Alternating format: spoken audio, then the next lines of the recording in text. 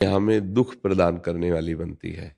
धर्म की प्रधानता रख करके धन कमाते हुए परिवार की या समाज की सेवा ये महासुख प्रदान करती है। ठीक है, गलती हमसे ही होती है, दौड़ने वाला ही फिसलता है। इसका मतलब गिर जाए तो वो दौड़ने लायक ही नहीं रहा, ऐसा नहीं है। बड़े बड़े पतित जन ब्रह्म ऋषि बन गए, नीच आचरण करने वाले महात्मा बन गए। जब उनको ज्ञान हुआ, उन्होंने अपनी गलती का प्रायश्चित किया, वो परम पावन हो गए। सबसे बड़ी बात है, जैसे हम बहुत गलत हैं, अपने पिता से विमुख होकर बहुत गंदी बातें कर डाली, लेकिन लौट कर हम जो अपने घर आवे, अपने माता पिता के चरणों में गिरकर रोने लगे, वो थोड़ा कटु वचन तो कहेंगे, पर वो पिता है। फिर वो कहेंगे देखो आज से अब कोई गलती मत करना, घर से बाहर मत निकलना, अब जो भी लगेगा चाहे सब बेचना पड़े मैं तुम्हें बचा लूंगा। जब थोड़ा सा वात्सल्य उनका हमको इतना बल दे देता है, तो वात्सल्य समुद्र प्रभु हमें नहीं बचा लेंगे। वो तो स्पष्ट कह रहे हैं, अहम त्वाम सर्व पापेभ्यो मोक्षयिष्यामि मा शुचा, मैं तुम्हें समस्त पापों से मुक्त कर दूंगा। ऐसा नहीं सोचना कि हमारी जिंदगी बर्बाद हो जाएगी, नहीं, ये हमारी बात पर विश्वास करो।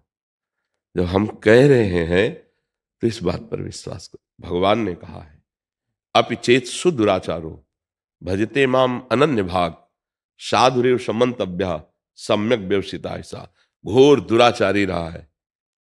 अपि चेत सुदुराचारो शब्द का होता सांगोपांग, अच्छे से पापाचरण करने वाला, सांगोपांग पापाचरण करने वाला। पर उसको ये समझ में आ गई बात सत्संग से या जैसे भी, यार मैं बहुत पापी हूं, अब भगवान के सिवा मेरे पापों का नाश होने का कोई उपाय नहीं, और भगवान की शरण में होकर नाम जपने लगा। तो भगवान कह रहे साधुरी समन्तव्य सम्यक व्यवसिता हिसा, उसे साधु मानो, अब मैं महात्मा बनाऊंगा। जब भगवान महात्मा बनाएंगे तो कितना अच्छा बना देंगे। बिल्कुल हमको घबराना नहीं, घोर पापाचारियों को भी परम पद प्रदान कर दिया। एक गांव में एक वैश्या रहती थी। तो वैश्या का गांव के बाहर घर होता था और एक बगीचा था। तो एक संत मंडली निकली, तो उन्होंने पूछा कोई एक बगीचा ऐसा एकांत शांत हो जहां हम अपने ठाकुर जी विराजमान करके आरती और भोग लगाए, फिर रात्रि हो रही, एक रात्रि रुक के सुबह चले जाएंगे। तो कुछ लोग संतों का उपहास करने वाले होते हैं, तो उनका सबसे बढ़िया बगीचा वो गांव किनारे वैश्या वाले बगीचे को बताया। वहां पहुंचे तो बगीचा तो सुंदर था ही, क्योंकि वो सुंदर सजा करके रखती थी, तभी तो लोग लुभायमान होकर आते थे। उसमें ठाकुर जी विराज, अब देखो न जाने कौन से गुण पर दयानिधि जी जाते हैं। ठाकुर जी विराजमान के बस शुरू ही आरती, घंटा, प्रार्थना, जय जयकार, कीर्तन।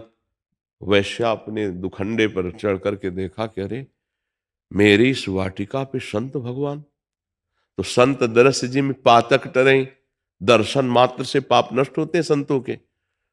वो हाथ जोड़ी, थाल में कुछ मुद्रिका, आभूषण, बहुत से धन आदि की सामग्री, एकदम हृदय उबला कि जीवन हो गया, अब शरीर बेचते पाप करते, आज अवसर मिला है। संत भगवान की मंडली मेरे बगीचे में गई, दूर से प्रणाम किया कि मैं नीच हूं, नजदीक जाने लायक नहीं हूं, और ऐसे थाल रखी, उसमें आभूषण, अंगूठी, रुपया, पैसा, ऐसे सब, और कहा संत भगवान इसे बेच करके सुंदर सुंदर भोग पकवान बनाओ, ठाकुर जी को पाओ, आप पाओ, हमारे बहु अहो भाग्य, बड़े भाग्य। तो उन्होंने कहा तुम कौन हो, सकुचा क्यों रही हो इतना, नजदीक क्यों नहीं आ रही, दूर से क्यों। तो उनका भगवान डर लग रहा है, मैं अपना परिचय दूंगी तो आप सब भाग जाओगे यहाँ से। तो उनका नहीं बेटा, भागेंगे नहीं।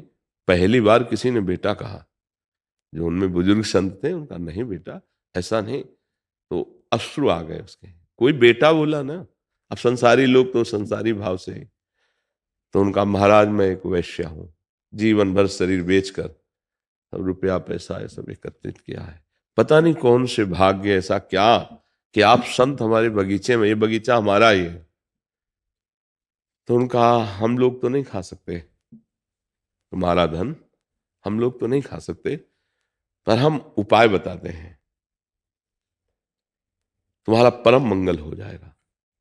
उनका भगवान आज आपके दर्शन से मैं नियम लेती हूं, कभी भी वैश्यावृत्ति अब नहीं करूंगी।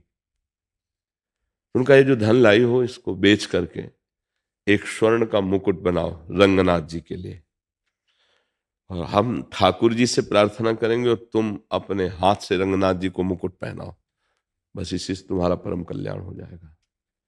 अब तो उसने बहुत सुंदर जौहरी को बुलाया, जो और भी जेवर आदि थी बेची और सुंदर निर्माण कराया। अब संत वहीं रुके रहे, 2-3 दिन गांव से भिक्षा लाते वहीं रुके रहे। रंगनाथ जी के वहां तो पुजारियों ने निषेध कर दिया कि वैश्या और फिर अपने हाथ से चढ़ाएगी, ऐसा नहीं हो सकता। और वो आचार्य कोटि के थे, तो उन्होंने कहा कि यदि भगवान गर्दन झुका दें तो तुम मान जाओगे? तो उनका हाँ, उन सोच रहे थे मूर्ति गर्दन कैसे झुकाएगी, और वो प्रेमी संत, तो उनका अगर वो वैश्या मुकुट लेके आए भगवान ऐसे कर दें तो फिर पहनने दोगे? उनका हाँ अवश्य। कहा ठीक है। कहा बेटी चलो। क्या संतों की कृपा, कहाँ अब कहाँ हजारों लोग इस बात के लिए आश्चर्यचकित थे कि वैश्या और मुकुट पहराएगी ठाकुर रंगनाथ जी में। ये लिखित हम बात सुना रहे हैं आपको, भक्तमाल जी की लिखित बात है। तो अब जे भी चली तो उसे मासिक धर्म हो गया। अब रुक गई। तो उनका क्या हुआ? बोले महाराज जी मेरा पाप प्रकट हो गया, मैं मासिक धर्म से युक्त हो गए। बोले कुछ नहीं बेटा, मेरा आदेश है। पुजारी ने कहा अब तो ऐसा हो ही नहीं सकता। तो बोले देखो रंगनाथ जी की तरफ। ठाकुर जी अपनो परण विसार भगत को पूरो परण निभाऊं। ठाकुर जी तत्काल वैश्या ने मुकुट रखा, शरीर छूटा, भगवान के धाम को गई। एक चेष्टा ने भगवत प्राप्ति करा दी। तो आप निराश क्यों हो रहे हैं? आप अपनी करनी को पीछे की मत सोचो, आप भगवान की कृपा को सोचो और आगे अच्छी करनी करें। अभी बच्चे हो, अभी आप एक महान बन सकते हो, महान गृहस्थ बन सकते हो, महान भक्त बन सकते हो, आप भगवान बन सकते हो। जब भगवान के धाम में कोई जाता है तो भगवान का स्वरूप प्राप्त करके जाता है। इसलिए ऐसी नकारात्मक सोच तो रखना ही नहीं। समझ पा रहे आप? बहुत कृपाल भगवान है।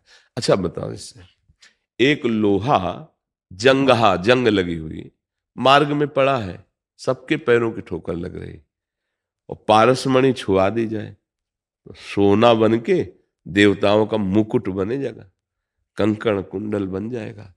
लोहे में सामर्थ्य नहीं थी, ये पारसमणि, ये राधा नाम, ये कृष्ण नाम, भगवान नाम, ये पारसमणि है। जैसे दो लकड़ियों के घर्षण से अग्नि पैदा हो जाती है, ऐसे हम जबान पर जब नाम जप करते हैं राधा राधा राधा, तो हमारे हृदय में ज्ञानाग्नि प्रकट होती है, सारे पापों को भस्म करके हमें शुद्ध ज्ञान, शुद्ध प्रेम, परमानंद प्रदान। अरे बिल्कुल नहीं, डरना नहीं, और ये नहीं सोचना कि अब मेरा क्या होगा, मेरे से बहुत बड़ी गलती हो गई ठीक है, अब लो नशानी अब ना, पीछे तक हो गई, अब आगे मैं सावधान रहूंगा और भगवान का नाम जप करूंगा। अगर फिर गलती हो जाती है तो फिर कमर कस के खड़ा हो, कभी मैं ऐसा हारूंगा नहीं। 1000 बार हो जाएगी तो भी मैं निकलने की कोशिश करूंगा। मेरा मानव जीवन है, मैं फंसने के लिए नहीं आया, मैं मुक्त होने के लिए आया। समझ पा रहे आप?